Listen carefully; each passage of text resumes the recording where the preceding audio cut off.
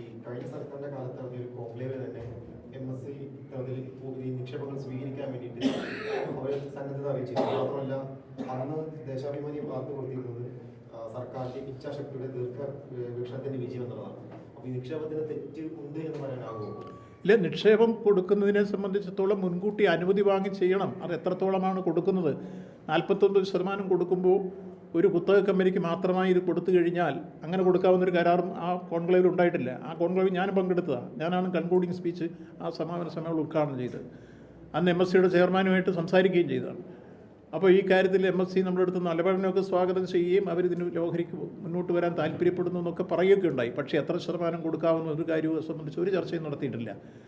ഇത് ഏതെങ്കിലും തരത്തിലുള്ള കുത്തക കമ്പനികൾ ഏറ്റെടുത്ത് കഴിഞ്ഞാൽ മറ്റ് മത്സരാധിഷ്ഠിത രൂപത്തിൽ കൂടുതൽ കാര്യങ്ങൾ വരാനുള്ള അവസരം നിഷേധിക്കപ്പെടുകയല്ലേ? അതിന് തന്നെ വരുന്ന കമ്പനിയുടെ പശ്ചാത്തലത്തെക്കുറിച്ച് അന്വേഷിക്കണ്ടേ?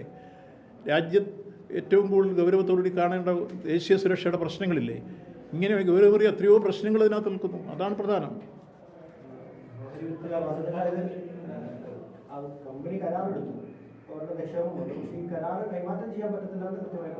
ഇല്ല, നേരത്തെ തന്നെ ഇക്കാര്യത്തിൽ നമ്മുടെ 5.3 ക്ലോസ് ചെയ്യാൻ പറഞ്ഞത്.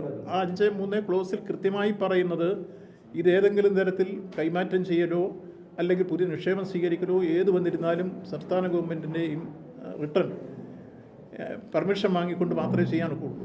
അങ്ങനെ ഒരു അനുമതിക്കുള്ള അപേക്ഷയോ അതിൻ്റെ പെർമിഷനോ കൊടുത്തതായിട്ട് മുഖ്യമന്ത്രി പറഞ്ഞില്ല. അങ്ങനെ വന്നിട്ടില്ലെന്നാണ് പറയുന്നത്, അറിയുന്നില്ലെന്നാണ് പറയുന്നത്.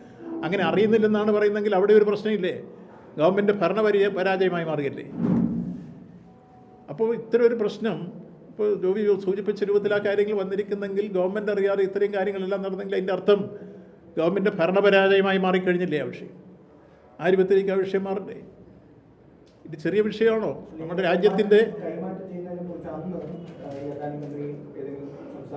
ഒന്നും സംസാരിച്ചിരുന്നില്ല. അന്നത്തെ പ്രതിനിധിയിൽ യഥാർത്ഥത്തിൽ അദാനിയുടെ CEOയും അതുപോലെ MScയുടെ ചെയർമാനുമാണ് ഞങ്ങളുടെ കോൺക്ലേവിൽ പങ്കെടുത്തിരുന്നത്. ആ പങ്കെടുത്തിരുന്ന ഘട്ടത്തിലൊന്നും ഇത് സംബന്ധിച്ച് ഓഹരി എടുക്കുന്നത് സംബന്ധിച്ചോ കൈമാറ്റം സംബന്ധിച്ചോ ഒരു ചർച്ചയും ഉണ്ടായില്ല. അതേസമയത്ത് അവരാകെ MScയുടെ ചെയർമാൻ പറഞ്ഞ അഭിപ്രായങ്ങൾ ഇത് വളരെ അഭിനന്ദനാർഹമായ ഒരു പ്രോജക്റ്റായി മാറിയിരിക്കുന്നു, MSc ഇതിനെ പൊതുവിൽ സ്വാഗതം ചെയ്യുന്നു, അത്തരം കാര്യങ്ങളൊക്കെ അവിടെ ചർച്ച ചെയ്തു എന്നുള്ളതിൽ ഭാവിയിൽ ഇത് വലിയ രൂപത്തിൽ വികസനത്തിലേക്ക് എത്തിച്ചേരുന്ന അഭിപ്രായം രേഖപ്പെടുത്തി. പിന്നെ തൊഴിൽ പ്രശ്നങ്ങൾ ഉണ്ടാകുന്നത് സംബന്ധിച്ച വിഷയങ്ങൾ വന്നപ്പോൾ അതിന് റിപ്ലൈ തൊഴിൽ മന്ത്രിയോട് വിശദീകരിച്ച് കഴിഞ്ഞപ്പോൾ അതിനെ അദ്ദേഹം സ്വാഗതം ചെയ്തു. ഈ കാര്യത്തിൽ എല്ലാ സുരക്ഷിതത്വമായി മുന്നോട്ട് പോകുന്നുള്ള കാര്യം പറഞ്ഞതല്ലാതെ അവരെത്ര ഷെയർ എടുക്കുന്നോ വരുമെന്നോ ഓഹരി എടുക്കുന്നോ ഒരു കാര്യമൊന്നും സംസാരിച്ചിരുന്നില്ല. സർക്കാർ അതില്ലാതെ വന്നു എന്ന് നിയമസഭ പറഞ്ഞതിൻ്റെ അർത്ഥം ഒരു പരാജയം ഇവിടെ സംഭവിച്ചു എന്നല്ലേ? എന്നിട്ടിപ്പോൾ ഇത് മുഴുവൻ വാർത്ത നിങ്ങളുണ്ടാക്കിയതാണോ? ഈ പത്രവാർത്ത നിങ്ങളാരും തന്നെ ഉണ്ടാക്കിയതല്ലല്ലോ. എവിടുന്നെങ്കിലും ഇതിൻ്റെ സൂചനകൾ വന്നിട്ടല്ലേ നിങ്ങളതിൻ്റെ വാർത്ത തേടിപ്പിടിച്ചായിരുന്നാലും കൊടുക്കുന്നത്. അപ്പോൾ ഇത് മാധ്യമങ്ങളാണ് കുഴപ്പക്കാരെന്ന് വരുന്ന രൂപത്തിലേക്കല്ലല്ലോ ഇത് വരേണ്ടത്. ഇത് യാഥാർത്ഥ്യമല്ലേ?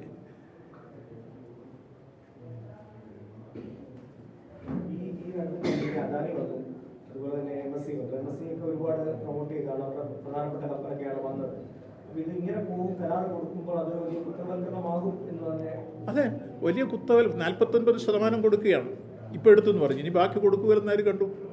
ഇവർക്കുള്ളതിലെ ബാക്കി കൊടുത്തിട്ട് ഇവർക്ക് ഹാൻഡ് ഓവർ ചെയ്യുമ്പോൾ അതിൽ രണ്ടാമത്തെ ക്ലോസിൽ കൃത്യമായി പറയുന്നത് 26% അതിൽ താഴെയോ നിങ്ങൾക്ക് കൊടുക്കേണ്ട സമയം വന്നാൽ പോലും ഗവൺമെൻറ്റിൻ്റെ പെർമിഷൻ വാങ്ങി ദേശീയ സുരക്ഷ ഉറപ്പാക്കി പ്രാദേശിക തൊഴിൽ സുരക്ഷ ഉറപ്പാക്കി ഇതെല്ലാം ചെയ്ത് വേണം ചെയ്യാൻ. അതെല്ലാം ഈ ക്ലോസിൽ കൃത്യമായി പറയുന്നുണ്ട്. അപ്പോൾ ഈ കാര്യമൊന്നും നടന്നിട്ടില്ല.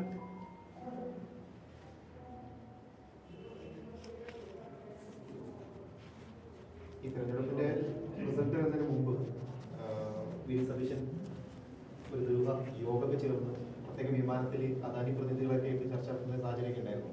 അതും ഇതും കൂടെ കൂട്ടിച്ചേർക്കണം ഈ ഘട്ടത്തിൽ. അല്ല, ഞാനിപ്പോൾ ആരെങ്കിലും സംശയിച്ചാൽ അവരെ കുറ്റം പറയാൻ ഒക്കുമെന്നാണ് ഞാൻ ചോദിച്ചത്. കാരണം അദാനിയുടെ പ്രതിനിധി ഒരു സ്പെഷ്യൽ പ്ലെയിൻ ചാർട്ട് ചെയ്ത്, ആരാണ് ഈ സ്പെഷ്യൽ പ്ലെയിൻ ചാർട്ട് ചെയ്തത്? എന്തായിരുന്നു എൻ്റെ അടിയന്തര പ്രാധാന്യം? മംഗലാപുരം വരെ പോകാൻ പ്രതിപക്ഷ നേതാവിൻ്റെ കാറോ അല്ലെങ്കിൽ തീവണ്ടി മാർഗമോ ഒക്കെ ഉണ്ട്. പക്ഷേ ഒരു സ്പെഷ്യൽ പ്ലെയിൻ ചാർട്ട് ചെയ്ത് കൃത്യമായി പോയി 2 പേരെ കാണുകയും അവരുമായി ചേർന്നുള്ള പടവും നമ്മൾ കണ്ടു, അവരെ സ്വീകരിക്കുന്ന രംഗവും കണ്ടു. പത്രക്കാർ നിരവധി പ്രാവശ്യം തിരുവനന്തപുരത്ത് വെച്ചോ അല്ലാത്ത സ്ഥലത്ത് ചോദിച്ചല്ലോ എന്തായിരുന്നു ആ യാത്രയുടെ ലക്ഷ്യം. ഇന്ന് വരെ അതിന് അദ്ദേഹം മറുപടി പറഞ്ഞിട്ടില്ലല്ലോ.